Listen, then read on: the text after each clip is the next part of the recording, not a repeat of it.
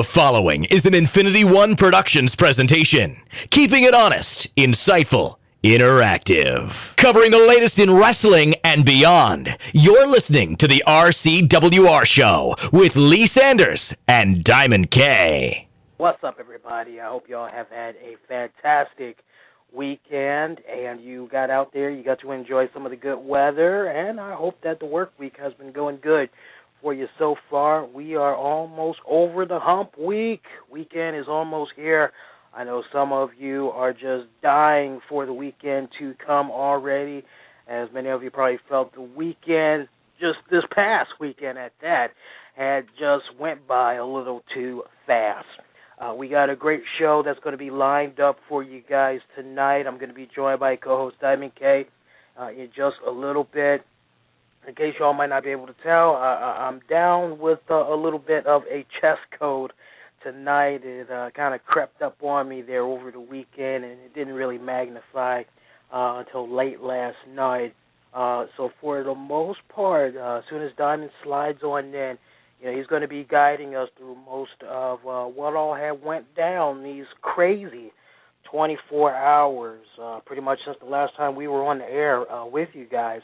And last time we were actually together on air was Tuesday. I know we were supposed to do something for Impact Showdown Radio on Thursday, and we already apologized on Thursday and Saturday show, but we just want to make sure we give one more apology out there to anybody that was looking for Impact Showdown last Thursday at 10 p.m. We just had a problem with the switchboards. It was a human error on my part.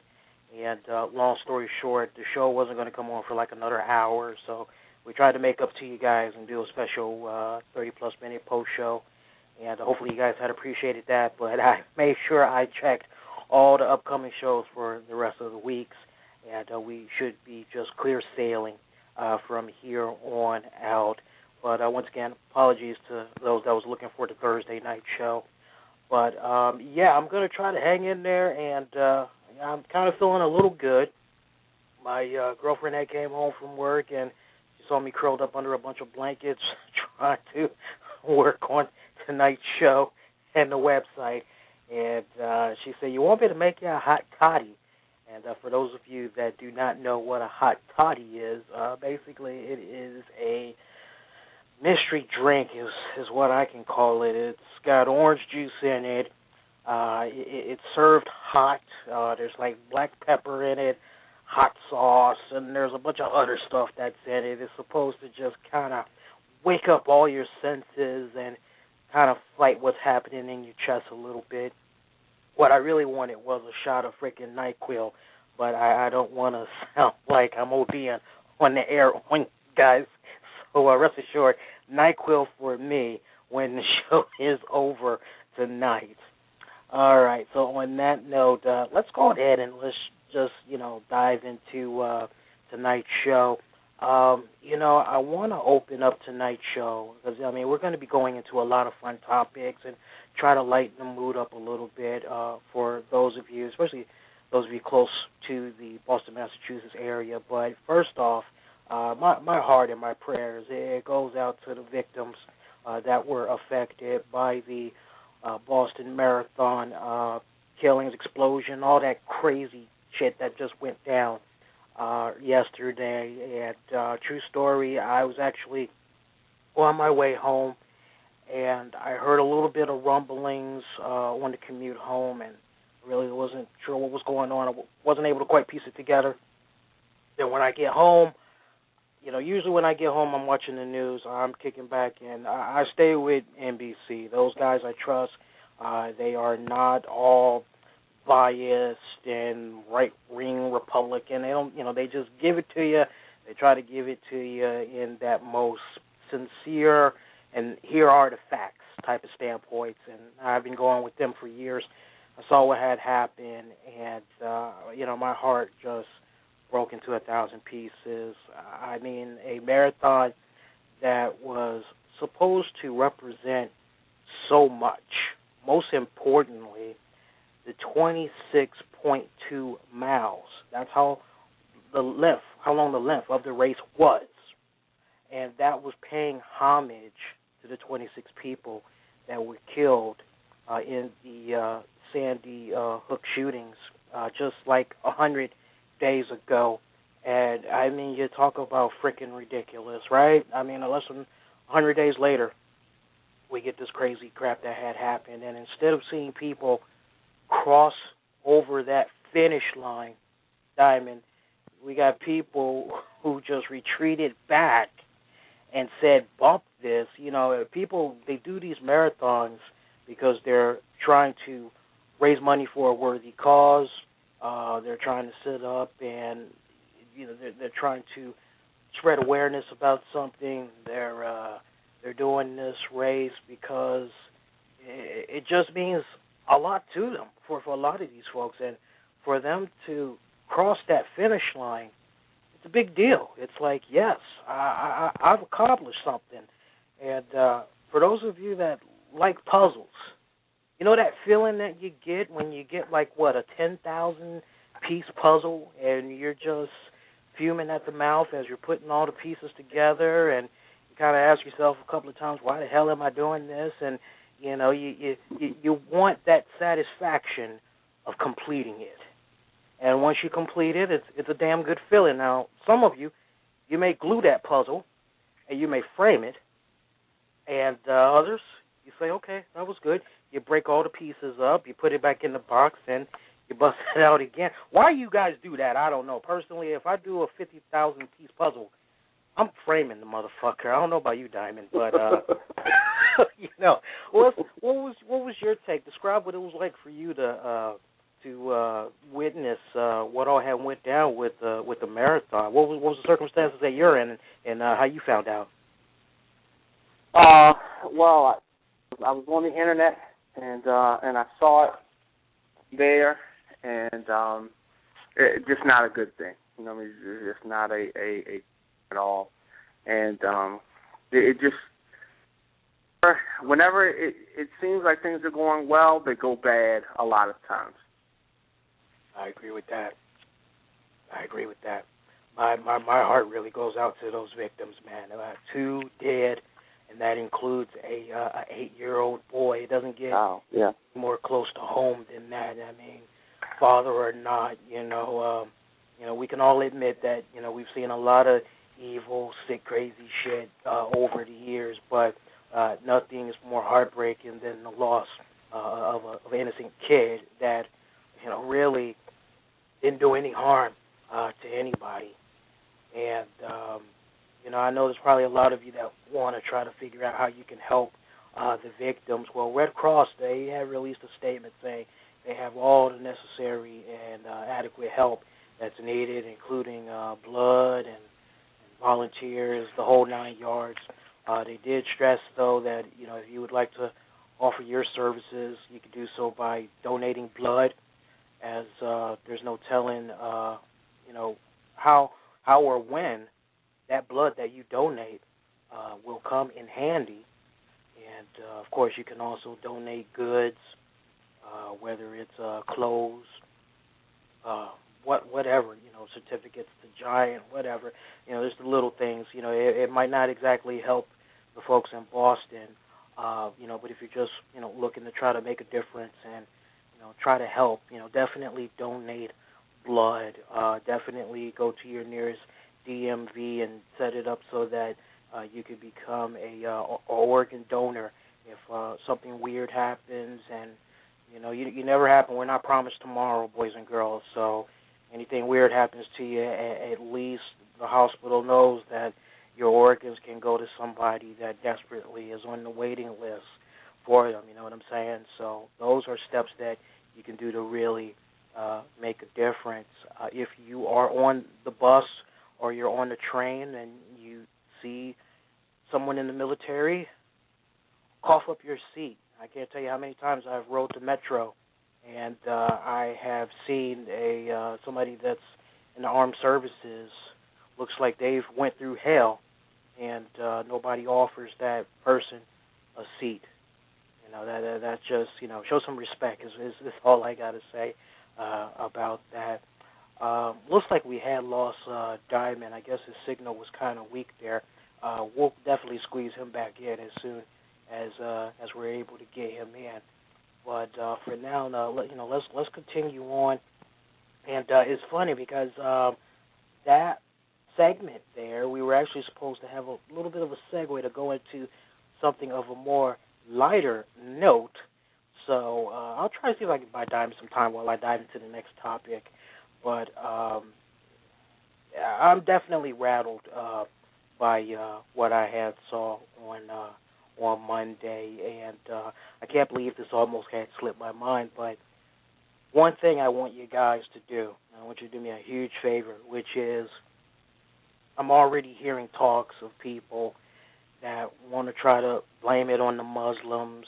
They want to try to go through all this extreme crap of they know who it was that did these heinous acts. And I want to read to you just a couple of comments from what I think is paranoid and ignorant folks. All right, let me just read to you a couple of comments. And it goes as follows. For their identity and all that, I'm not going to mention their handle and all that. I don't want them getting harassed. I'm just going to put it on out there. I will tell you that most of these comments that I'm reading, they are from Twitter and they are from forums. Now, one person, he did a two-parter. He said the following: "Good morning. I half expected to get black bagged in the middle of the night by piggies looking for a white guy to blame the bombing on. Ouch." He follows that up with the two blast assault and a hallmark of Islamic terrorists. We let that scum live side by side with us, and this is what we get. Hashtag Boston Marathon. And Diamond, I don't know how much you heard there. I want to read those comments one more time. This is what some ignorant folks are saying about the bombing, buddy. Good morning. This is from the same guy. "Good morning. I have expected to get black bagged in the middle of the night by piggies looking for a white guy to blame the bombing on." Guy follows that up with, Guy follows that up with the two blast assault is a hallmark of Islamic terrorists. We let that scum live side by side with us, and this is what we get. Hashtag Boston Marathon. And one more I'll read to you guys because I don't want to go through all this hate crap. But one more, and this came from a forum. I will not reveal the name of the forum, but this was originally posted by N.A. I'm saving his screen name. "To the very best of my knowledge, that story has been proven false, unless you have something that's emerged this evening. The New York Post story was false. It's my understanding that there was an Arab, a Saudi perhaps, who ran from the explosion. Like everyone else was doing, was tackled by the crowd and given the police question and then released. There are many crypto-hidden Jews in Saudi Arabia."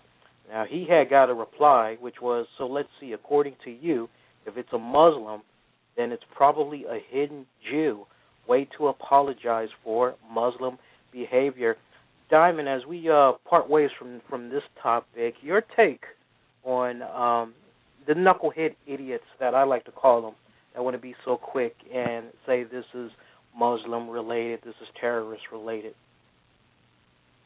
Well, I mean, you got a lot of those people that are going to take that kind of, stance on it. I mean, it's just, you can't be quick to judge anything or judge anybody until, an investigation is done.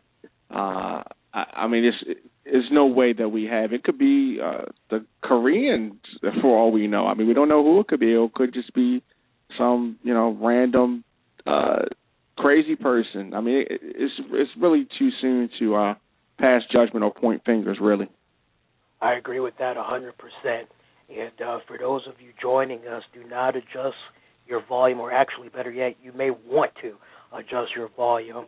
Black Avenger Lee Sanders here with the one and only Diamond K. I'm a little bit under the weather tonight. So, you guys, if your volume isn't cranked up max, whether you're checking that on your smartphone or your desktop, whatever, crank up your volume to the max. And if you're having a hard time understanding what I'm saying, just try to bear with me. I'll try to speak up as loud as I can. And we always remix the episodes for you guys after the show is over. so you get enhanced audio, and the enhanced audio versions will be available on YouTube for you guys. So just hang in there, but I'll try to talk as loud as I can. And Diamond, what else we got tonight? I know DMX. Yeah, set it up for the folks if you had watched it. Well, I mean, of course, everybody knows the fallen rapper DMX from the late '90s, early 2000s fame. Of course, he's a shadow of his former self now in the condition that he's in, being a heavy drug user, hard drugs, crack and cocaine and all different types of hard drugs. But he's been on various reality shows, over 30 arrests, as he said that he can remember, at least 30. I have absolutely categorically no respect for DMX, and I have not for quite some time. He has been, I guess I want to say functioning a drug addict since his whole rap career. But of course, where he was with it, we didn't know that, or it wasn't visible. The people close to him knew that. As his career progressed and reached its end, his drug use is running rapid. Over 11 children, and at least 4 to 5 of them outside of his marriage. He's still married, by the way. So there's some intervention, if you will. Ilana Van Zandt, I always mess her name up, but of course, popular life coach, and she has a show on the OWN network.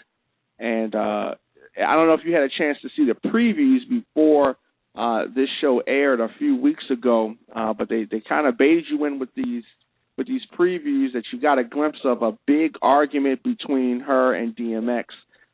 So I tuned in. I wanted to see what exactly was going to transpire, and viewers were definitely not disappointed with the back and forth and the dysfunction of this once respected rapper. He's a piece of crap, but I mean, let me say this: he is an addict. I think that we all at least know of or have an addict, probably in our families at some point, somewhere. So with that being said, he is an addict, and he is happy to be an addict. And his son, I definitely have to take my hats off to his son. Did you get a chance to watch the program at all? I did, and I was tweeting right along with everybody else for that whole 90-minute special, tweeting the hashtag support DMX. My mouth just dropped, man. It was like, WTF? What happened, dude? Yeah. Yeah, I mean, it's the way that the show was set up in the beginning, you had it made you feel for him slightly. I mean, because you got to see some of the motivation and where some of the pain comes from. But what I gathered early on in the show is that he's very, very emotional. He's very emotional, and I think that adds to a lot of what's going on. So he has some deep-seated, deep-rooted personal things with his mother and abandonment issues and stuff as such. But he was hard-headed and just on the wrong path from early on, and it just progressed. Mom tried to show him some tough love, sending him to the adoption home there, or foster care, and that just really kind of made things worse. It just added more fuel to the fire of what he's become today. And what was chilling about the episode, for those of you that didn't watch it but you know about DMX, what was so bone chilling, and this is how you know drugs this man was on. His son tells him, nice looking kid too. Looks just like him. Looks just like DMX. Only he's cleaner and younger. And talk about opposite. I mean, this kid, he's into music too, but he plays rock music. He plays the guitar very well. He could use a little work on the vocals, but I love his guitar. No. Hold on. He could use a lot of work on the vocals, okay? Okay, yeah. He needs a lot. You cut him some slack. He's not a singer. Right. He may be a writer, and I definitely thought that he played well, but the singing, not so much. Yeah. He told DMX straight up. He said, look, I want to have a relationship with you, Dad, but it can only happen if you get clean. And DMX is like, what? He's like, let me stop. He wasn't really jumping out there like that, but he pretty much should have. And he's like, no, it's not going to happen. It's not. And the most bone-chilling things that you could ever say to your kid, well, you better hug me now because this is it. The next time you're going to see me is going to be at my funeral, so come on, give me a hug. And Diamond, I don't know about you. I'm kicking back and I'm saying, what the fuck is this guy smoking to be saying that to his kid? It's like, and I will jump out there. Because, I'm one of those type of guys. We always say we like to keep it real over here. Anybody that wants to sit up and say, oh, DMX is not on drugs. Let me tell you something, okay? I'll put it out there because I'm proud of where she is now. My mom, okay, God bless her soul, when we first came out here to the D.C. metropolitan area back in 93, she hung out with the wrong crowd, and she basically started smoking heroin. And she did it like around 95. And just picture at the time, I'm a teenager, I'm in high school, and I'm coming home, and just imagine coming home, and every single time you come home, something is always missing from your room. So one day it would be a little bit of my comic book collection. Next day it would be some of my Magic the Gathering cards, and I used to be big into that type of stuff. It was to a point where I wouldn't just collect the cards just to be playing the game. I would collect the cards because I knew there were certain cards that were worth a lot of money to the right person. And I had a collection that was at least worth about $1,000. Big mistake telling her about it. Come home next day, my cards are gone. Pretty soon it was lamp missing, dresser missing, bed missing, TV missing. I ain't had nothing to go sleep on by the time I got home. And I'll never forget, 4 o'clock in the morning, my mom wakes me up, and she goes, let's have a talk, walk with me. I said, it's 4 in the morning. She's like, you got to walk with me, come on. And, I knew something was up, but I didn't want to call her on it because I was too embarrassed, I was too ashamed, as I'm sure most people would be when, it gets close to home like that. And, I told her, I said, what's going on? Why are we out here? She told me straight up. She said, look, I've been doing drugs, for a while now, and I can't shake it. You got to go in foster care or something. I'm no good to you right now. I told her, I said, why don't you let me help you? Let me help you get clean. And, she didn't want that. But she had enough common sense to realize that she did a lot of damage. And, she checked herself into a halfway house for women, not pure women, that's it, that trying to, shake off the drug habits. She did that thing for like about 2+ years. I'm very proud to say this very day she has been clean now, God, at least 15 years, And I asked her, how do you do it? She's like, I take it day by day, and I don't think about, it's been, I just do my thing, and, next thing you know, time flies. So trust me when I say I know when somebody is on drugs. And DMX, baby, without a doubt, that MFer is on some drugs. And Iyanla, she was pissed off, Diamond, with DMX. She said, as she should. Yeah, and she should. I mean, the way he was disrespecting her, I've never seen a woman, you think when you're waiting on the bus in the ghetto and you see them giving the bus driver a hard time, you think that's bad.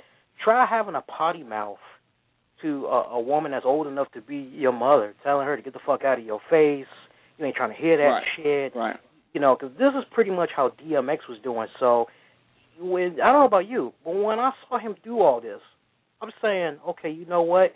He's living up to the lyrics in his song in the way that he portrays women, talking about some bitches, hoes, all that. But what is so funny is like he's always talking about trying to find God, trying to find the light, and on the contrary, you know, you just keep doing the same old stupid shit. I'm with you, brother. I don't respect him one little bit. Makes good music. I'm pumping his 2010 Greatest Hits compilation. That's as far as I go, you know. And I actually did a video on it, asking for people's reactions. Let's share some comments with you guys. This came from Paul Michael. This is all on YouTube. Paul Michael. DMX is fucked up in the head, and it's going to take God Almighty to clean him up or take him from this world. He can't handle life. Alabama Pal, tell it. All these people proclaiming to understand him. To hell with that. He's messed up. How in the hell did he think he was going to repair his relationships with his family and not discuss his drug issue? That just goes to show the planet he's on right there. Yeah, keep in mind, he called out Ilana for help, but it wasn't to help with his drugs. What was it, Diamond? Help with the ladies? Help with the what? What was it that he wanted from Ilana? Help getting away from the ladies? You know, cause always stick where it don't belong or something like that? Yeah, that's just, I don't know. He's just, that's your guy. I don't know. We'll read one more comment for you guys. DMX is a very broken person. He needs to be healed spiritually, mentally, and physically. His addictions, as Alana put it, is a disease. He needs to change, and the most effective change starts when he realizes and actually takes the steps to change. He needs to know that he needs to change for the benefit of himself and not because someone else wants him to. That's perfect words right there. I'll end it on this note. Maybe he should give Diamond Dallas Page a call. He's doing wonders. Well, see, here's the thing, though. The thing is that Scott Hall and Jake the Snake want to change, right? DMX does not want to. And even when he goes to jail, he detoxes, you know, that he's unable to use drugs, but he wants to. So as soon as he's released, he goes back right to the same thing. So it's just, if he doesn't decide in his heart that he wants to do it, then, I mean, it's not going to get done. I think you're right about that. I definitely think you're right about that. I don't know, man. It's crazy what's going on, but in either case, that's your DMX right there, folks. If you appreciate the artist, if there's some part of you that appreciated this segment, put in that hashtag support DMX. Send him your thoughts and prayers. Encourage that man to go get cleaned up because he definitely needs it big time. And a good, strong opener for Ilana, Fix My Life. I definitely will be checking out. I've never watched the show before, but I saw, DMX. I said, okay, let me see what this is about, and I'll definitely check her out again. On that note, let's dip into a little bit of wrestling there. So take us into what had happened on Raw this past Monday. Well, I mean, we got things off to a interesting start. I mean, first, a lot of people not feeling extremely excited coming out of WrestleMania 29. But I mean, I want to skip around a little bit. But the thing about WrestleMania that was frustrating for me is that it just didn't have that energy. And I don't know whether it was the arena being, an open-air space. Do you think that had something to do with the impact of WrestleMania or the lack of? Could be. I know when it's closed indoors, you kind of got a little bit more of a hollow effect, a little bit more surround sound. That could have played a small factor. Yeah, and then coming with the next night, last Monday with that energy that crowd had in New Jersey, the hopes to me were very high for how things were going to play out, last night. And so I'm not going to say that it was a bizarro crowd per se last week, but there were definitely some differences in the way that they reacted to different things. And I thought that WWE was going to try to, spin that a little bit. And they did, but they had to answer some questions. We needed some clear and concise things from Ryback, from Ziggler, and we got those. So where do you have something special you want to start with, or we just want to just dive in? Let's dive into key points. Let's kick it off with that CM Punk. I mean, we kind of called it a couple of weeks back, and we're not bullshitting you guys. We kind of said something along the lines of, he's probably going to walk away, or better yet, he might get jumped by somebody to set up a return to come back face. And we definitely knew what we was talking about there. As call it for what it's worth, CM Punk quit WWE. I mean, that's I think that's definitely the message that they were trying to send. We won't see him for a while. First of all, he deserves some time off. Let me say that. And he was attempting to leave prior to the summer of CM Punk, and obviously he went into the biggest run that he probably will have of his career. And what was interesting about last night is that the way that they played it, he even walked not into the back, but he took the I guess like the kind of the side exit. I don't want to. I don't really think we can say that he was dressed any different than normal, but it seemed like he was in street clothes. But he normally dresses like that. But of course, he walked out slowly to the stage with Paul Heyman. Looked back at Heyman, and his mood was kind of solemn, and he was clearly hurt. One interesting thing that happened is that there was a CM Punk chant and an Undertaker back and forth chant a little bit, but of course Punk went on to talk about his 434-day title reign, and saying that he couldn't enjoy the ride because he was always looking around the corner at what was coming next. Definitely put over the title, talking about how much it meant to him.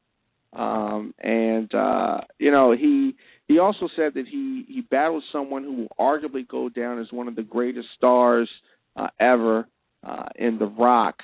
And, he went and talked about the streak taking on the streak at WrestleMania. And that, of course, is when that Undertaker chant started to go back and forth. After the dueling chant, though, he embraced Paul Heyman in a hug, not like the funny hugs that Austin and Kurt Angle used to do with Mr. McMahon, which were hilarious, by the way. Yeah. But it wasn't like that. But Punk left the ring, waved off the cameraman, and made his way to the back. So they gave some of the concern. With the concerned look on Heyman's face, and they definitely set it up so whenever he returns, I'm sure that Heyman can have his henchman, whoever that is, if it's not only Brock but someone else at that point, could attack him. There's so many things that could happen. Or he can come back as a heel and just pick up where he left off at some point in time. I would like to hope that he will be gone at least until SummerSlam. Excuse me. Yeah, I agree with you 100%. Yeah. The thing that I had loved about that segment and the whole hugging out thing, it was kind of like, and this was just my first emotions. It was like, okay, CM Punk, he just can't do this anymore. He's gone. Yeah, that was pretty much the way I kind of read that hug, and he just, right. Not right now. I don't want to deal with this. I just want to get far away from here. I want to put this behind me. It was like we were watching a humbled CM Punk admit that, Definitely. he lost to two better men. So you finally saw that crack in his armor of somewhat of an old CM Punk, almost of a face CM Punk that would put over another opponent. This wasn't the usual sarcastic CM Punk that, would be bitter at everybody, and, he put them over. Damn good job at that.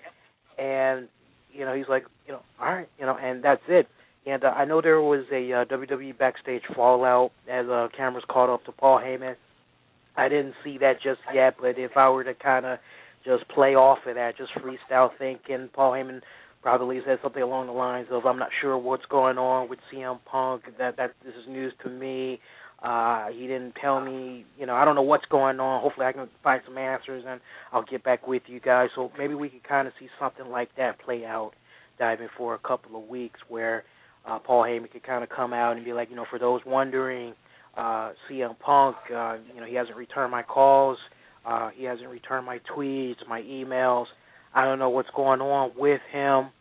And one thing's for certain, first tweet that CM Punk had put out the night after he walked out of WrestleMania had no wrestling reference whatsoever. Instead, he was putting over some longtime buddies of his that has some pretty good albums out. He was encouraging people to go check it out, buy it right now.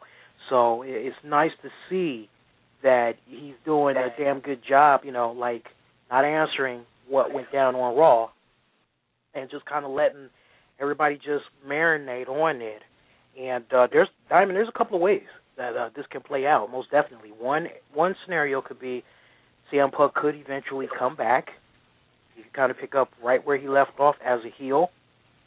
But on the flip side to that, Paul Heyman, he may embrace him, but deep down inside, Paul Heyman may be offended that Punk had left him high and dry, and he could kind of eventually backstab him after a couple of weeks and pretty much say, nobody walks out on Paul Heyman. He's like, do you know who the hell I am?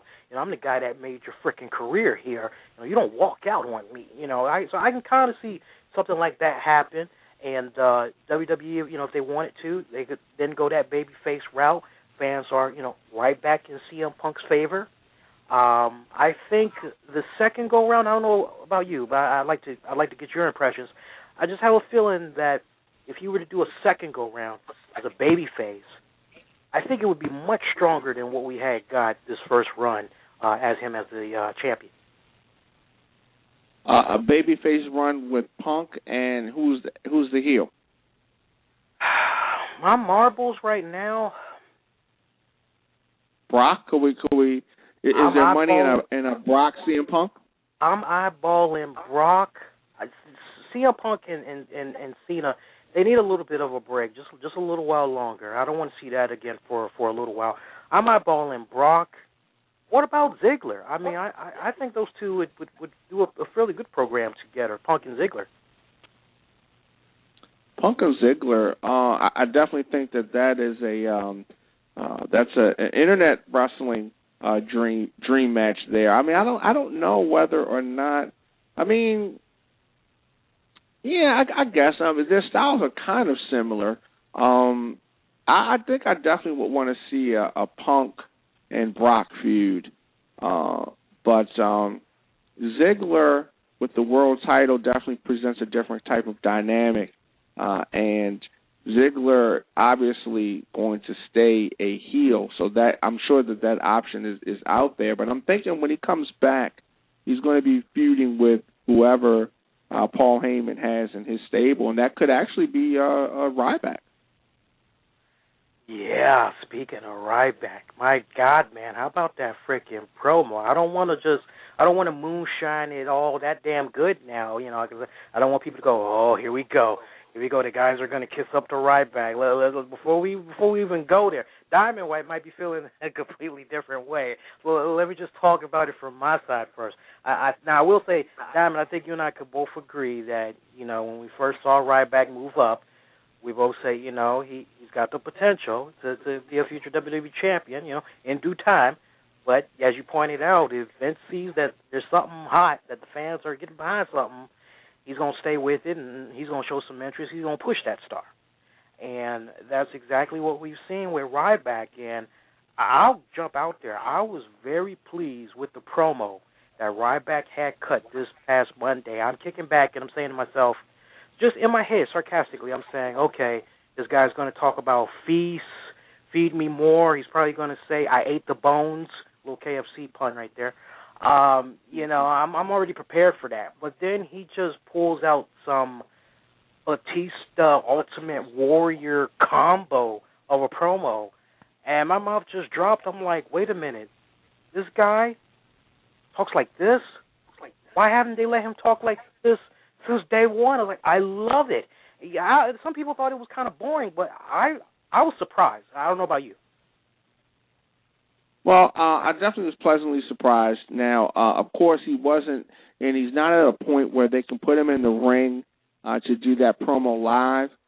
It obviously was taped, and they were able to play it on the screen. And another thing that was interesting and I think helped work with it was the fact that he had the video packages to go to, very similar to the Bully Ray promo about why he joined Aces and Eights. They went way back to last year, showing footage. And this was a classic heel turn, the kind of heel turns that they have with Hulk Hogan back in the rock and wrestling, 80s Hogan run, where a friend of the champion gets frustrated and mad and turns on the champion and blames all of his problems on the champion. It was definitely classic, and it was produced very well, and his execution was better than I had anticipated it could ever be. He said mostly all of the things that he needed to say, and I don't know, but I did not hear a lot of Feed Me More chants. No, that was the thing. It was kind of like, hey, it's Ryback. You know, let's see what he's got to say. And then it was kind of like, okay, wow, okay, yeah. You know, so that's what I'm saying myself. As I'm seeing him cut the promo, I'm like talking about how Cena is the Superman, then he's the Kryptonite. I'm like, oh, love that reference. But I don't know, Diamond. I'm not really picking up the whole heel vibe. I'm not really sold on it because, I mean, he gives those valid arguments, and they showed that footage. I mean, WWE producers, they need to get a pat on the back this week with the way that they handled that segment, because what made it really just go hand in hand was the fact that you had Ryback, or the Ryback, as Cena later dubbed him, just cutting his promo, and then they show what he's talking about. They're backing up what he's saying. Hey, Cena, 6 times, man, I got jumped. Where the hell were you? Shield got my ass 6 times. Mark Henry even got me. Where were you? Oh, you were nowhere to be found. You was focusing on your little matches, getting ready for WrestleMania with The Rock, okay, whatever. But the times that you had got jumped, and if I'm not mistaken, Ryback said 2 or maybe 3 times, Ryback had his back. And so I'm not really sold on the heel. I think Ryback is just in a position right now where he's saying to himself, okay, you know what? This guy said he was my friend, but when I needed him most, he wasn't there. Okay, I see how it is now. This is pretty much a dog-eat-dog type of world in the WWE. Every man is pretty much for himself. Okay, that's fine and dandy. Well, you know what? I'm not interested in starting back down at the bottom. I want to be at the top. And Cena, what better way to get at that top than by taking you out? That's what I had got. I'm not too sold on the heel thing. And I know some people, they probably looked at what happened at the end, Diamond, and said, oh, man, he didn't help John Cena. Why would he help John Cena as he's getting attacked by the Shield? Why would he, after all those times that he got jumped by the Shield and Cena didn't help him? No, that makes perfect sense. The thing that I'm most curious about, and we definitely need to go on depth about this, I'm just getting this weird vibe that WWE writers, they are brainstorming right now as there's 3+ weeks left until that Extreme Rules pay-per-view. we said it wasn't probably going to happen, but just the way that this guy continues to build momentum. I got to ask you again this week, do you think John Cena's title is in jeopardy? Could we see him drop it to Ryback in his first title defense? No. Not in the first title defense. But I don't know if he's dropping that to Ryback or not this go round. But to me, it's clear that he's a heel. The tone that he was taking, blaming other people for it, and to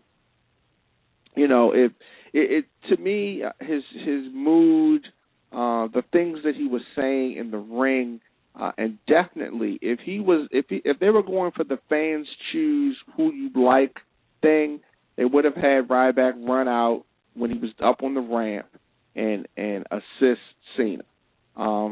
I was almost expecting him to join in with the beatdown with the Shield last night, but he didn't. I wouldn't be surprised if he allied himself with the Shield in some type of way. The way he's been acting, yeah. I mean, my freaking God, man. One match that looks like it's definitely official for Extreme Rules, and I haven't even seen the card yet. This is just freestyle thinking. I think we both can agree on this.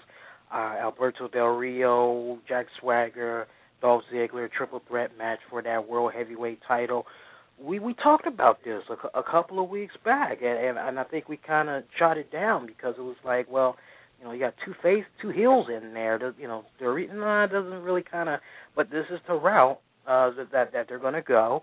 Obviously, they're setting this up in a way to try to do a good job in putting over Dolph Ziggler. But I couldn't help but look at the crowd reactions for Del Rio again. I don't like to sound like a broken record, but it's like, I'll say this much.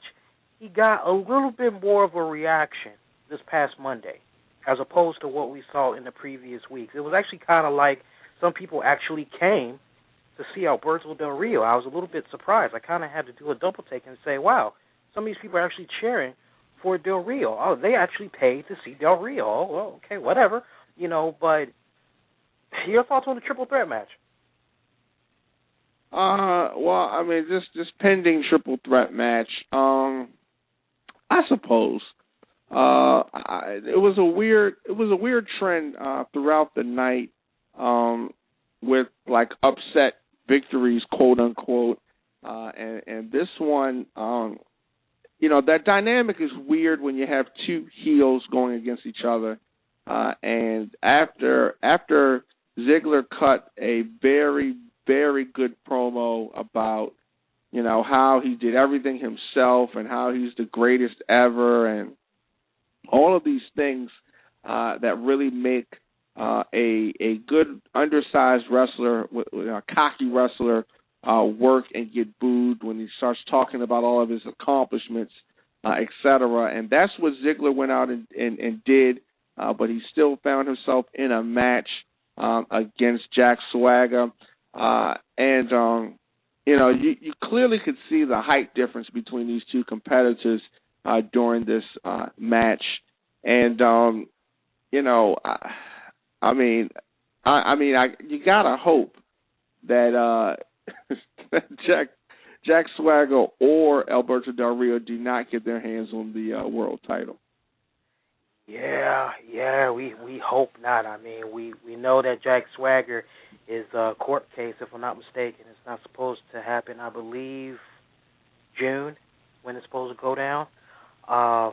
So I guess WWE is going to be kind of touch and go until then. It wouldn't surprise me too much if he just gets a little pat on the wrist if they decide, okay, well, let's go ahead and let's give him a title run.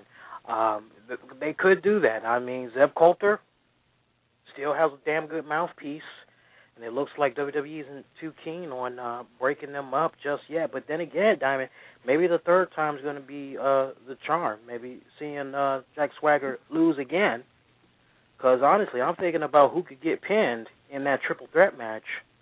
I'm eyeballing Del Rio. I'm eyeballing him to be the one that gets pinned or taps out, whatever. Correction. I'm sorry, folks. I'm eyeballing Jack Swagger to be the one to get pinned and submit. That way, they can still continue a eventual program between a babyface Del Rio and a Dolph Ziggler. I must admit, I'm a little disappointed with that because the face Del Rio, I really don't think is going anywhere. I think what we were talking about last week, I really think that's the best route they need to go with him right now. Let him go back the heel route. Let him go back to his old SmackDown route when he debuted. But they're determined to go the face route. I'll kick back and I'll see how this plays out. But I haven't been enjoying the ride so far. You were talking about upsets there. WTF, man. Antonio Cesaro. Run with it, man. You know, I mean, it's funny because he's been absent from TV and at least any type of mention for a little while. Going into this WrestleMania season is definitely to be expected. Where he is on the card, they're holding him. You know, I was thinking that they were saving him for something, and what we ended up getting was a match that I'm going to say that surprises me. I'm just unclear as to whether or not he has a friend or whether he has all enemies booking him because, you know, it's just no telling. I mean, his thing is up and down push like I really don't see anybody else that really is getting the type of up and down push that he's getting. I don't know whether it's his style that's just you know, too slow for people or what. But last night, you know, we got Antonio Cesaro, Kofi Kingston in a U.S. title match. One thing that was definitely noticeable was the fact that they were big upping the U.S. title heavy last night, talking about the amount of Hall of Famers that had held that title in the past. Did you notice that at all? I did notice that, and I was kind of saying to myself, odd that the commentators are saying this, and they haven't really been saying it the entire run. I'm like, and I was kind of thinking title change, but I was like, no. I'm like, come on, it's Kofi Kingston, come on, but it was like they went that route. I mean, don't get me wrong, boys and girls. The last 2 minutes of that match, great freaking countering. I love the Trouble to Paradise connecting with the head there, and that was nice. But afterwards it was kind of like, oh gee, yay, Kofi Kingston won the United States title again. As I like to think about it, oh, Kofi Kingston, okay, he won the Intercontinental title again. Okay, well, this isn't going to last that long. Yeah, I'd like to get excited for Kofi, but I mean, this guy, I can't believe I'm saying this, and he's a brother, but I got to keep it real, man. The guy's been in the company almost as long as Shelton Benjamin, and, he just keeps getting chances after chances after chances, and, yeah, he's a good performer, but my God, man, he doesn't have everything stringed together. The promo work, none of that. And if you want a perfect example, if you don't have the WWE app, make it your business to download it. It's free. You got really no excuse. You can get it on your iPad, you can get it on your iDevice, you can get it pretty much anywhere. I know you can't get it on the desktop, but you pretty much get it anywhere for your portable devices. And I saw a backstage segment. I don't know if you peeped this out. There was a backstage segment on the WWE Raw Active, and one of the new guys, I'm having a hard time thinking of his name. It's not Scott Armstrong. It's God, I might have that name wrong.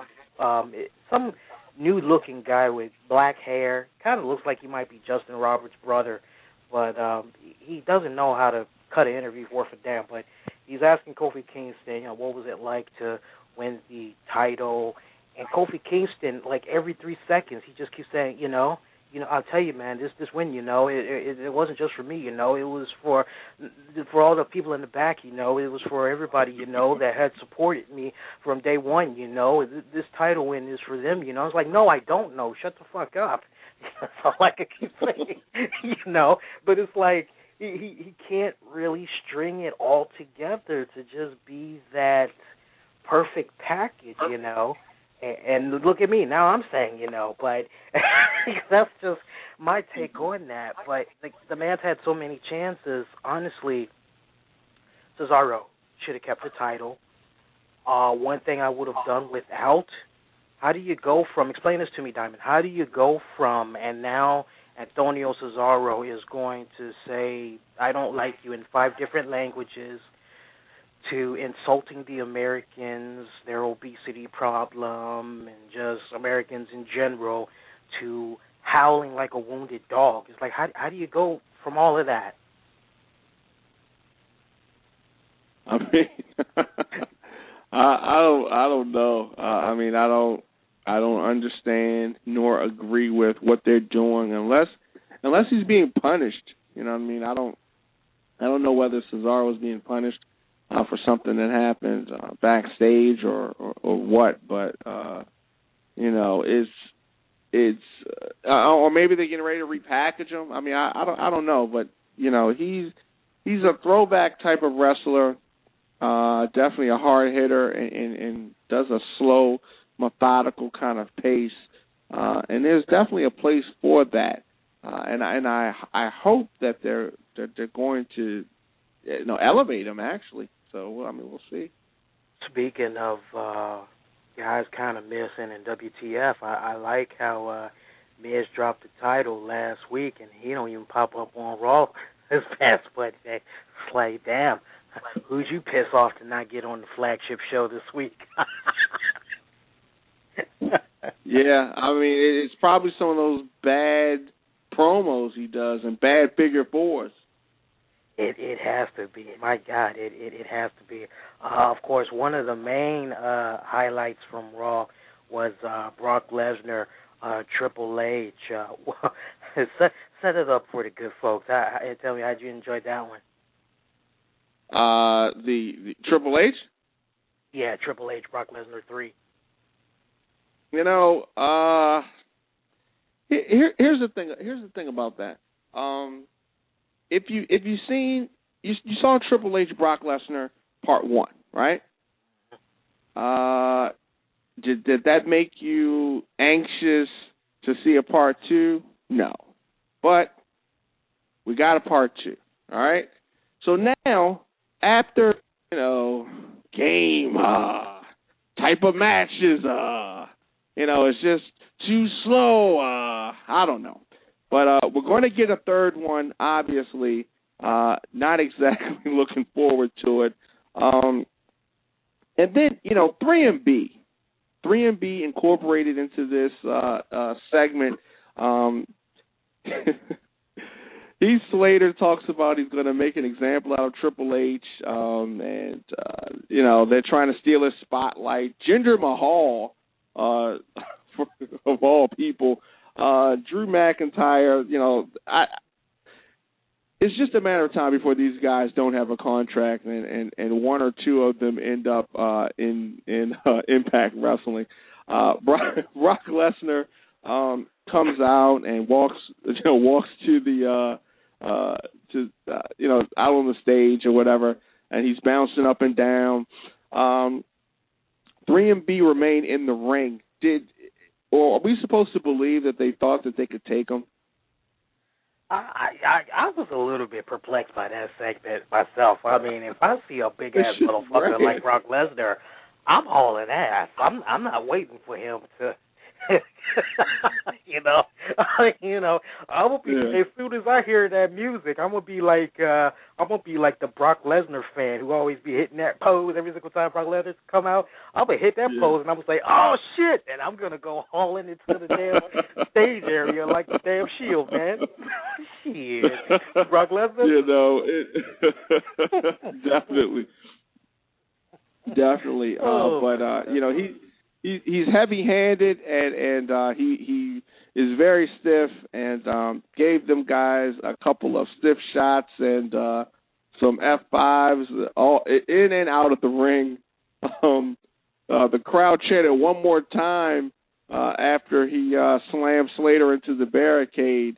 It actually made Lesnar smile, but Heyman told him, that was enough or whatever.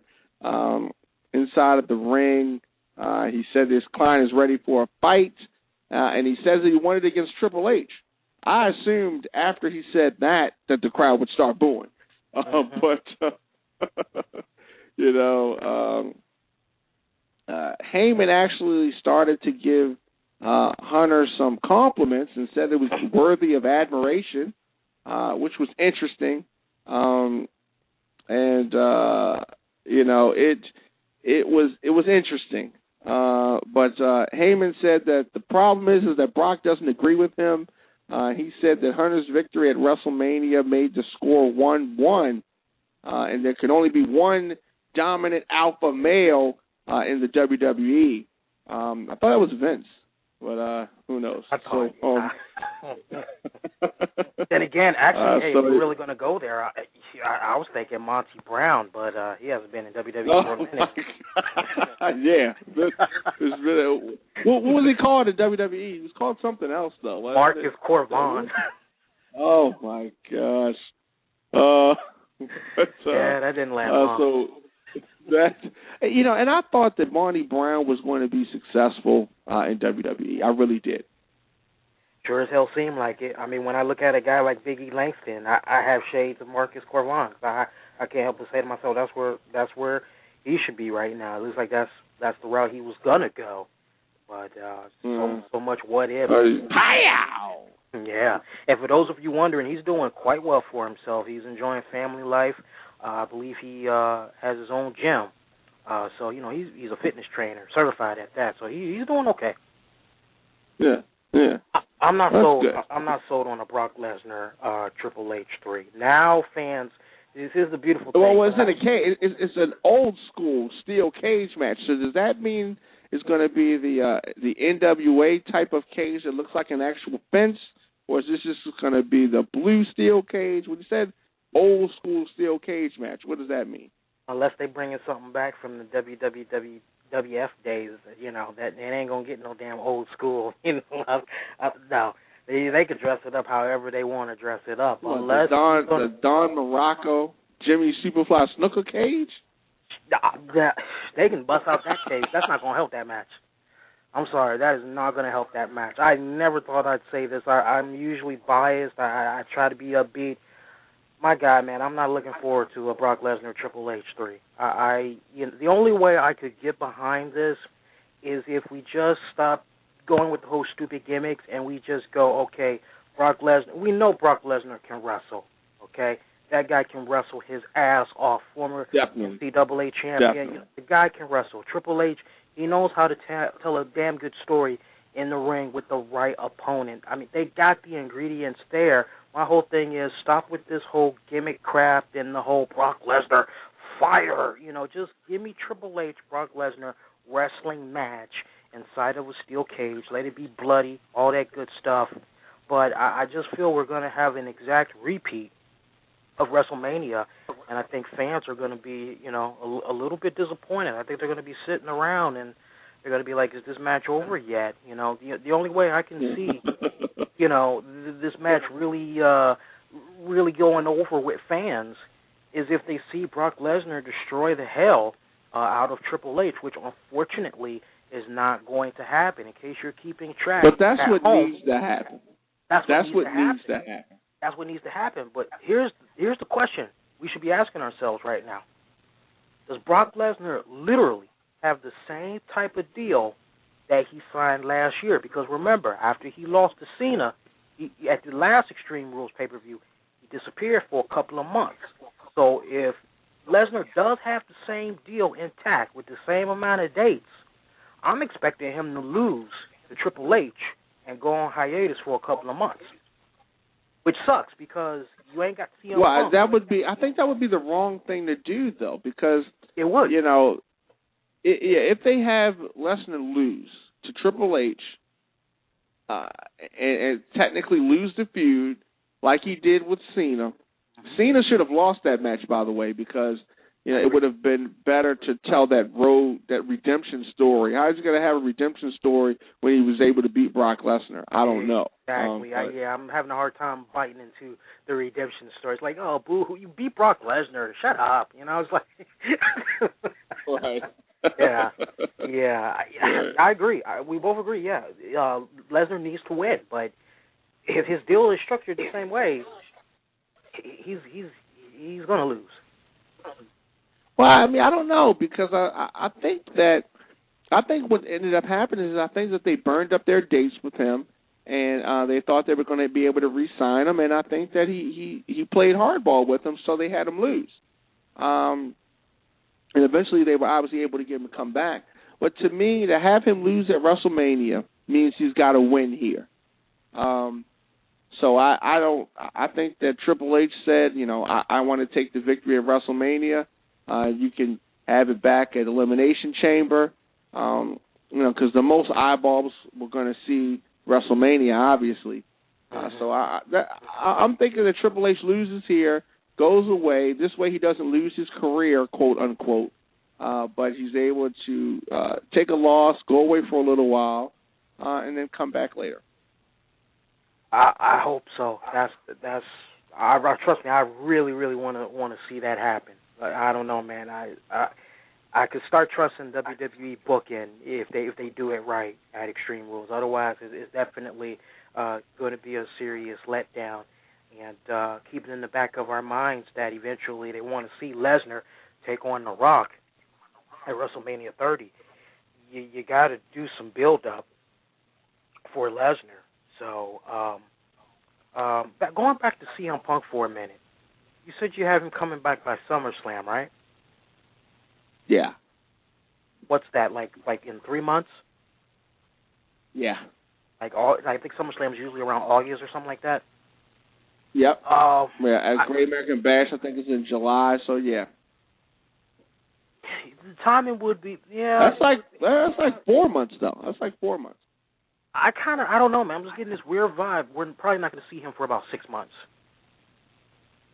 If he can get 6 months off, which would what you talking about Survivor Series? Yeah.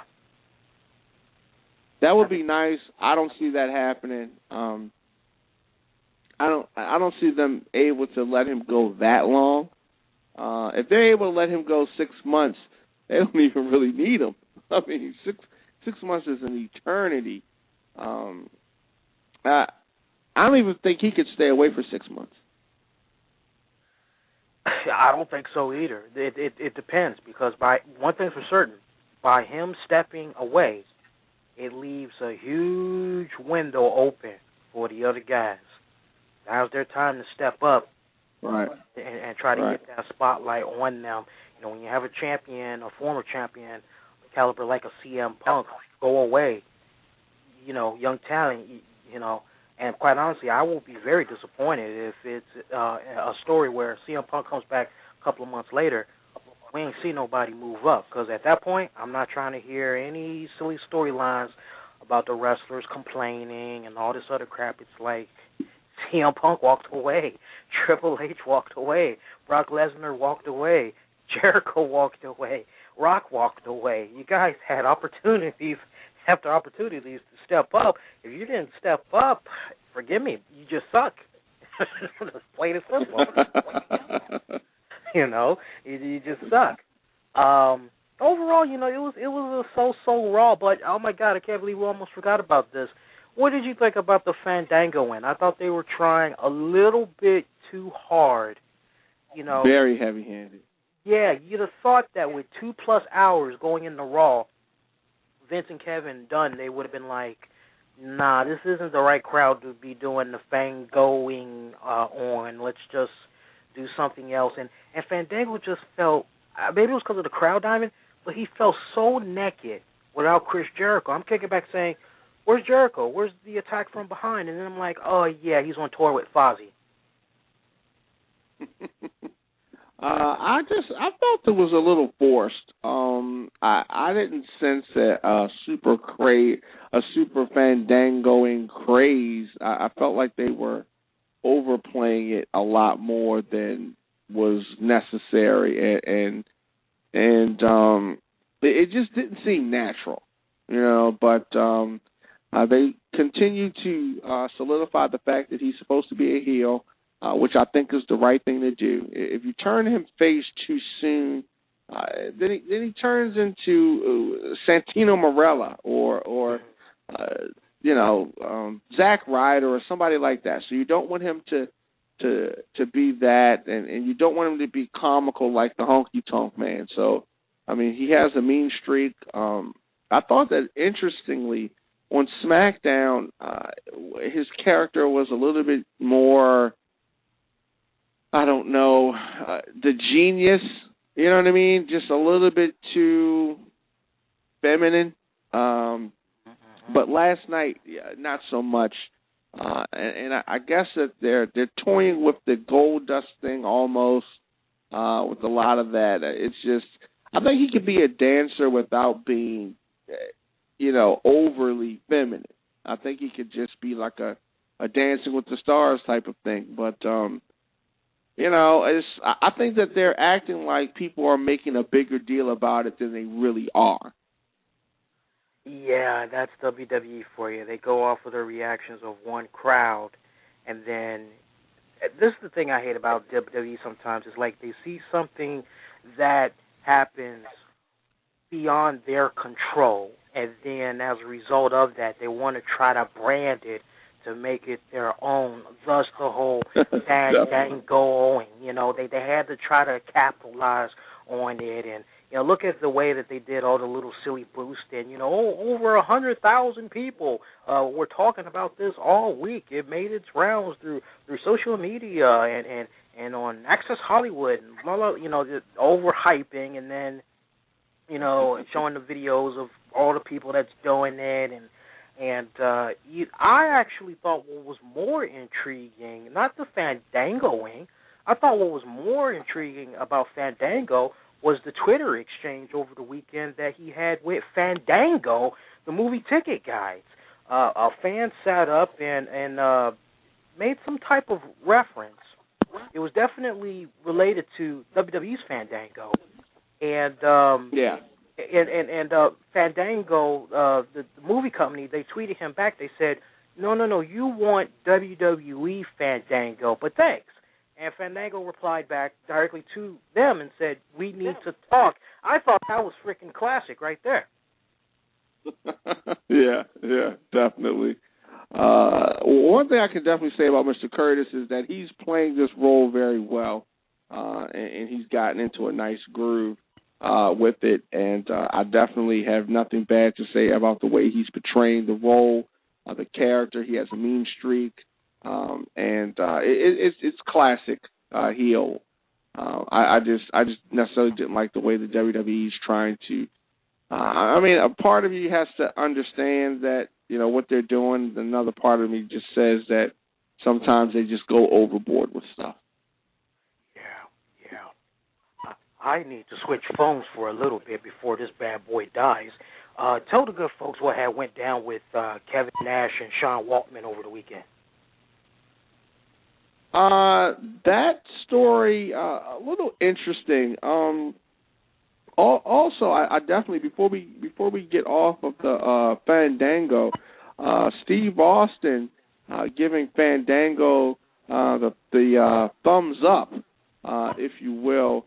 I'm a little surprised to hear that.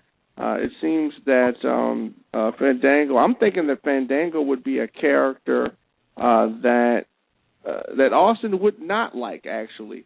So I was definitely a little surprised to hear that he actually likes the Fandango character. But so I guess he sees money in it, and definitely Austin being a student of the game, if you will. Giving the big thumbs up. Yeah, I couldn't help but kick back when I saw that, and I said to myself, wow, so Stone Cold still watches the WWE product. Well, that's nice to know. He just can't quite show up right now because he's busy doing other stuff. Okay, well, it's nice to know he's watching the product, and I thought that was a nice seal of approval. I believe his direct quote was future Intercontinental Champion or something like that. But take it for what it's worth. Stone Cold gave that guy the endorsement. Hell yeah, I definitely see him. If he continues to do it right, yeah, he definitely will be a future champion. Not only Intercontinental, I could see him. I could see him with the World Heavyweight title first before the WWE title. Yeah, definitely. But I mean, he's going places. He's definitely going places. Was I the only one that was I the only one that had missed the original dancer that Fandango usually has? I mean, I saw the new girl. I'm like, who the hell is she? Oh, she looked the same to me. I didn't really. Oh, that was like a little Oriental girl. No, that wasn't the usual girl. Oh, okay. Yeah. I was like, damn, what happened? You know, hopefully she, didn't have any friends or family tied to the Boston area. Let me pick your brain before we part ways on some other topics. What was your takeaway from WWE Raw this past Monday? I mean, I don't know about you, but I couldn't help but be not upset. That's because that's too strong of a word. But I was a little irritated that WWE did not acknowledge what had went down in Boston, and at least kind of do it in a way where they say, hey, for those that, were affected, in the Boston Marathon, earlier today, you definitely have our thoughts and prayers with you. Of course, WWE, they have a long history in the Boston area there. We've done a lot of venues out there. And then, you would think, well, maybe John Cena is going to say something to the Raw crowd at some point.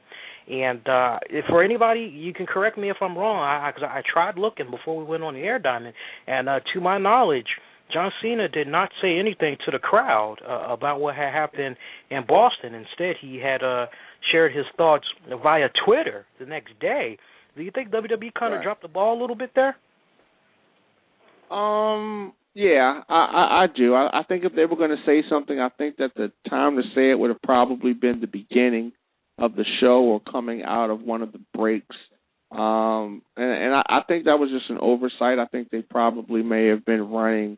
I think that the show probably was running a little funny with the timing, and it was just something that they didn't get to. But I'm expecting them to get to it on SmackDown this week. Yeah, hopefully, because, I mean, honestly, I would just be like a huge ball that's missed if they don't capitalize on it. I mean, they got two more programs. They got, Main Event and SmackDown, so hopefully, they can capitalize on it, or at least... Go ahead. Yeah, no, I said I also think that they have taken a lesson from the Chris Benoit tragedy, and that they're not jumping in head first on anything until they get a better understanding of what something is, and I think that may have played a part in it as well. Seeing how we don't exactly know what happened yet, or at least who's responsible for it. Yeah, I agree with that 100%. Yeah. Kevin Nash, Sean Waltman, they made headlines over the weekend. You want to run with that, or you want me to set it up for him? Well, I mean, what exactly happened here is that the Nash duo, the Kevin Nash and X-Pac, basically putting a blast on a promoter, and actual quote is that basically Nash and X-Pac have been calling out Top Rope wrestling promoter Doug Marvin Ward on their Twitter pages, and Kevin said it's their mission to make sure that he never runs another show. And that's pretty pretty heavy right there. Nash and Waltman were two of many stars that worked that Night of Superstars event and they had the following to say on Twitter, heads up to anyone that doesn't want to work with the scumbag promoter, pass on Marvin Ward and Top Rope Productions out of Virginia. He's a dirtbag. Nash said that, and also said that he'll be going to the Virginia Wrestling Commission on Monday to file against both him and the promotion. Both of these comments were made on Sunday. Yeah, I mean, I don't know what to say there. Yeah, that hits close to home, and I'm feeling a little better. I'm drinking on some orange juice, but I've already taken some NyQuil gel pills, so I'll be out in a little bit. Oh yes, I was going to say that. But yeah. I'm making sure I get my rest tonight. Okay, yeah. But let me ask you something. You still kind of close with Meathead and them? Yeah, I mean, me and Meathead are definitely cool. I would love to know, because I find it so funny that our good friends over there, they had Kevin Nash on their show leading up to WrestleMania. And, I understand, you're trying to keep it polite and professional and all that. I do get that. But, there's just that part of me that, there's that part of me that likes the reporting side of it, as I'm not afraid to ask the questions, even if it's in fear of, well, that guest won't be coming back onto the show. I'm not trying to burn them or anything, but, I do believe in, as a reporter, in interviewing folks, asking, some of those tough questions without, making them look like an ass. One of the questions I was looking for was, hey, Nash, you kind of made headlines a couple of months back, getting into it with a promoter over some money that was owed to you. What was up with that? And now here it is again. I don't know if this is the same promoter or what. I hope not, but I can't help but look at this scenario and kind of say to myself, okay, Nash crew, what's going on here? Because the tweets that the company Top Rope had put out there, they responded to it, and let's read the statement to you guys. And this is from Chris Graham, as Diamond pointed out, president of Top Rope Promotions, and he issued this statement on the event in Saturday. Which one is it? Is it Saturday or Sunday that this event happened? Well, the event happened on Saturday, so I think his responses were probably on Sunday. Yeah. Okay. Direct quote right here. I saw your brief news items on Kevin Nash, Sean Waltman, he's replying to some website, whatever, Twitter tirade regarding our Top Rope Pro Wrestling show. Under consultation with legal counsel, I'd like to be able to respond to what was said by the two. There was no scam, and such an allegation is, in a legal sense, is defamatory. Mr. Nash was paid $4,000 for his appearance by check mailed to him on Monday, April 8th. Funds cleared by the bank on Friday, April 12th. Waltman was paid $1,200 in cash the night of the show. If I'm X-Pac, I'm going to be like, hey, man, how come he gets $4,000? What's K-Pop soul? That's the travesty right there.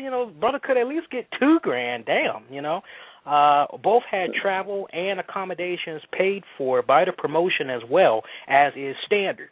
There was no agreement in place with talent to disperse any of those revenues to talent.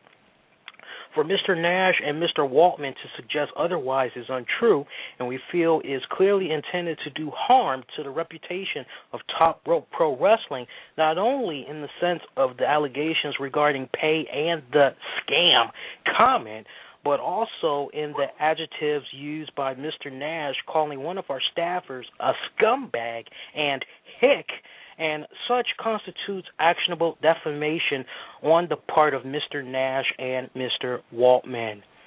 And I just want to pause right there, and I don't want to read too much more of that. You guys get the gist of it. So since then, a series of the tweets that X-Pac and Nash had put out there. They've tried to go back and delete it, but you know how it is. You know, it's always going to be around there amongst the internet community. It's out there. It's out there. Yeah, it's out there. Be careful what you say, and you know, damn, you know, if I'm top rope, if I was them, even if things get patched up, I would just no longer do business with them. I'd be like, look, you got your money, lose our number, lose our name, forget you ever knew us. We are never doing business with you all again. And I know how Nash is. Nash, he loves his money. You know, everything is about dollars and cents to him. He loves getting paid, and he loves being able to spend time with his family, being able to provide for his family. So, you know, I can respect, you know, where he's coming from. But it sounds like right here there was just nothing more than a miscommunication on everybody's part, really. Absolutely. And to touch on something that you said earlier, as it relates to Nash and X-Pac, you know, on with Hero and the guys. You know, Hero is real close to them, especially Nash. So I doubt very serious that he would ask him anything that would make him uncomfortable and prevent him from doing further business with him. So to be a fly on the wall to hear what the hell went down with that that would be interesting. Seriously, yeah. Seriously, that would be interesting. But you know, we don't try to do a whole scandalous thing. You know, we're not Fox News over here. We don't try to, you know, Muslims. You know, we don't try to go that route. We just try to give you the news, and we try to dissect it from that honest perspective. And I got to show some love to the people that have put their comments out there on YouTube. There was a couple of people that had respected the way I had talked about The Rock. Possibly leaving WWE, as everybody was freaking out. They were looking for something negative to say. And I was probably like one of only a few guys that say, you know, there's a lot more to this story than meets the eye. You know, there's probably an emergency, something weird probably went down. You know, wait until more information comes out. But for now, you know, don't be buying into the hype that he quit WWE and all this other silly crap. And yeah, you got to be careful because, I mean, you know, you got some shows, you know, they like to just try to go the whole scandalous route and sensationalize everything. And Diamond, this may sound like a trick question, but what's more sadder? Former $1 Million Man, Ted DiBiase's personal assistant, Virgil being at a NYC subway transit, panhandling, trying to sell autographs for $5, or Marty Jannetty stealing items from the WrestleCon vendors over the weekend? That's tough. I would probably say the Virgil thing would be sadder. Yeah. That's exactly what's been going on with Marty Jannetty. Apparently, God, this guy's always getting in trouble, man. This guy was at the WrestleCon event, and he was interacting with a couple of vendors. Somebody swore that they saw out of the corner of his eye he was acting a little bit funny, and they weren't quite sure what was going on as the tables were locking down for the night and, you know, just packing everything up. And they noticed, same guy that was watching Jannetty had noticed that several items was missing from a vending table, as well as a couple of others. And he asked Jannetty if he knew what happened to him, and Jannetty started acting really nervous and was like, no. Tried to haul ass, but the vendor had got the police to stop him. And he relinquished items that he did steal. But he tried to say that it was okay with the boys. They allowed him to have some of the items. But it should be noted that there were more items that was missing, which they were not able to retrieve, and they believe that Jannetty had played a part in it. And it should be noted that Marty Jannetty, you know, he's been suffering for years of multiple injuries that he's taken. Yeah, not to mention the drug problems. And a couple of times, folks like Honky Tonk Man, they try to call upon fans to start a campaign for him at Indiegogo to try to raise funds to help him get some surgery, much needed surgery at that. That's required, but there is a fear that the campaigns have not come about because many fear that he's probably going to take the money and not do the surgery. He's going to do some other stuff with it, and I respect that. I wouldn't.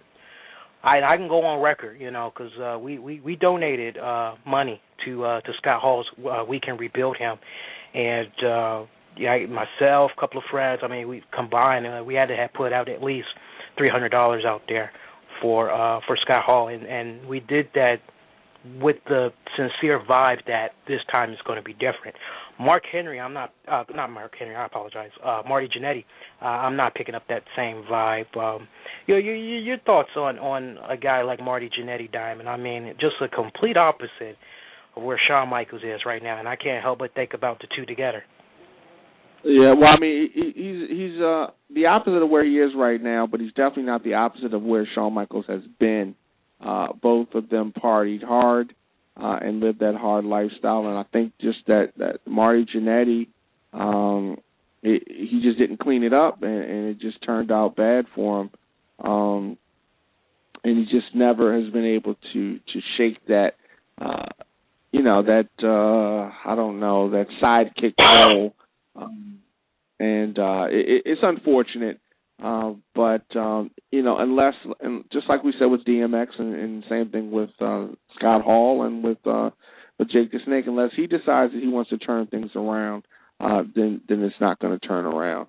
And if he puts those vibes out there that he's really trying to change up, I think that people will be willing to help him. But the way that he is right now, I don't see too many people really coming forward and spending their hard-earned money on him. No, and that guy's another one that needs to give Diamond Dallas Page a call. I think he could do wonders with him, big time wonders.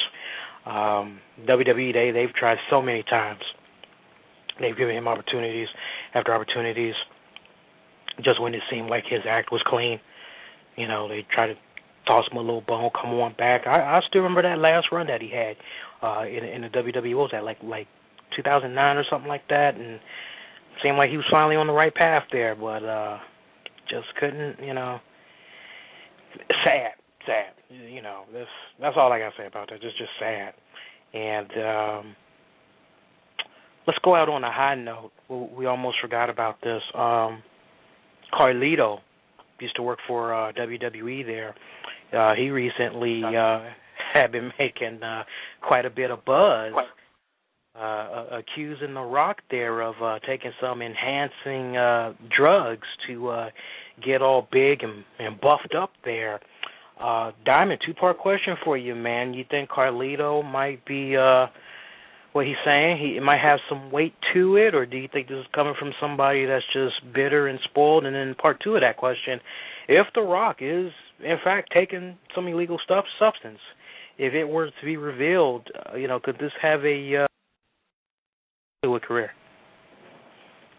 I don't see it having any type of negative effect on The Rock. Carlito comes off as first having his own issues. He does not come off as a credible source. He just comes off as bitter. And all this is purely speculation. So I mean, I don't want to speak about the Rock allegedly taking some type of illegal or banned substances. Let's make that 100% clear. This is the opinion of one Carlito, who used to be a former wrestler in the WWE. Currently, his cousin Primo is in the company doing his thing with Epico, and I agree 100%, man. I think Carlito is. Honestly, I just think he's bitter. I think he's just mad that his career didn't go as far as it should have in WWE, and really he kind of has himself to blame for that, because he, that's the one thing about WWE that we hear time and time again. They love those employees that don't bitch. They do what they're supposed to do. They do the extra little bit of side work and greeting people, making all those PR and that gets rewarded. That's why we kept seeing guys like Santino get so much camera time last year. You put in your hard work, you get rewarded, and I think for Carlito, he just didn't really want to play that type of game with them. For him, it was just pretty much, what my name is, what my family is about, gimme, gimme, gimme, I'm all that in a bag of chips.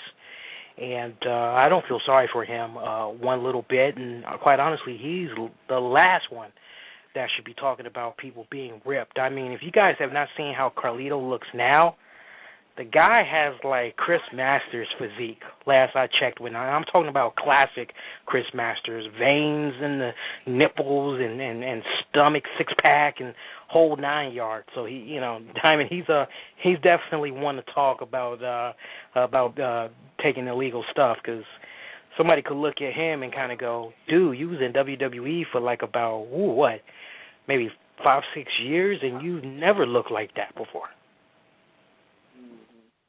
Yeah, well, yeah. There you go. There you go. Kind of reminds me of Edge. Remember when Edge came back from his first major injury, and he came back and he had everybody. He was like, "Damn, that nigga ripped." So what do you do? So he never looked like that before. And then his wife eventually revealed that he was taking the juice, and as soon as that was put out there, he stopped using it and he went back to his natural build. And for the most part, what we was able to see, he's been like that pretty much ever since. But you can always tell when somebody's on the juice. I hear The Rock is just a freaking phenomenal beast when it comes to working out. I hear he has a pretty strict workout routine. I've heard guys such as Hugh Jackman, who's been longtime friends with The Rock. He actually went to him for personal training to get bulked up for Wolverine. Right. Yeah. And let's keep in mind the fact that it's different from somebody who's on the road who can only work out in between matches and things like that. He's just working out only and doing movies, and that's it. And when you have that much time to work on your body, yeah, trust me, you can, you definitely will look like that naturally, and for the most part, he's a little bigger, than he's in the best shape of his entire career when you compare it to his WWE run. To me, honestly, I'd be shocked if it was, a case where, it turns out he was, but I don't think it would be damaging to his career. I think he would be all right. I think it would just be minor damage control. I think he would lose people if it ended up being a situation where maybe he kind of went out there like Tiger Woods, Then it's kind of like, dude, what the hell, But nah, I'm not biting into that.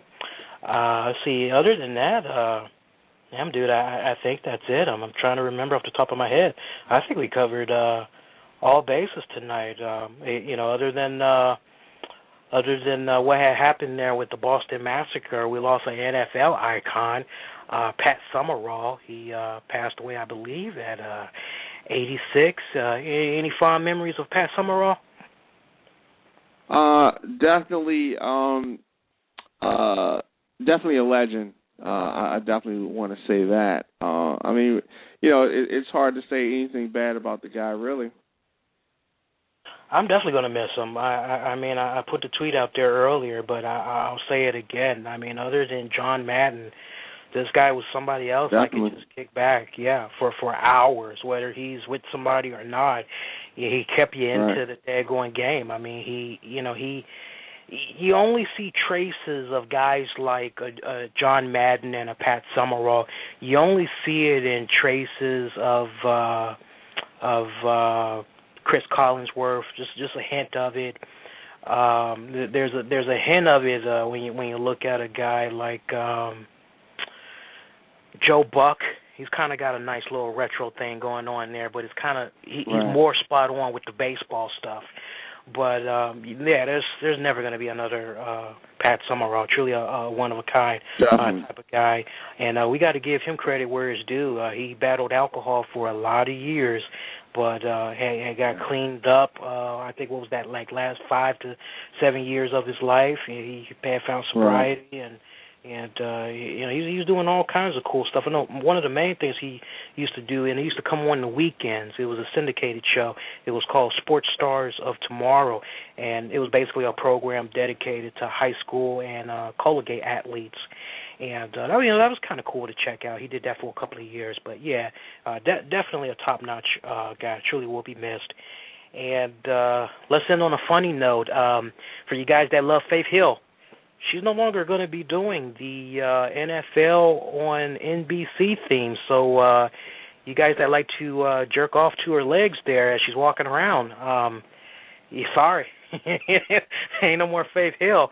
Diamond, who would be a good replacement for Faith Hill, man? 6 years. That's a long time. Good replacement. You got me there. Nicki Minaj? Oh, hell no. Ooh. That was a joke. Ooh, Lord. I've seen her porno, by the way. That was pretty good. I wish it was a brother that was nailing her, but it was some good stuff. For those of you that want to see it, Google is your best friend. I'd have to go with Beyonce. I would love to see. I mean, she's white hot right now. I would just love to see NBC kind of capitalize on her appearance at the Super Bowl.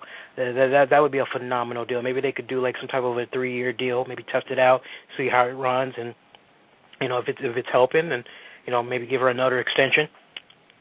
But she's one I would like to see. Yeah. That might be more money than they want to spend. Yeah, she's definitely going to be expensive. She's going to get her money. If I were to go a little lower than that, there was a white girl I was thinking of that would probably be a good replacement for Faith Hill. And no, I'm not talking about that little country bubblegum teenage girl, whatever her name is. Taylor, whatever her name is. Madonna's too old. What about Mariah Carey? She's not really doing anything. Is she still doing American Idol? Diamond? You talking about Mariah Carey? Yeah, is she still doing something on American Idol? Yeah, with Nicki Minaj.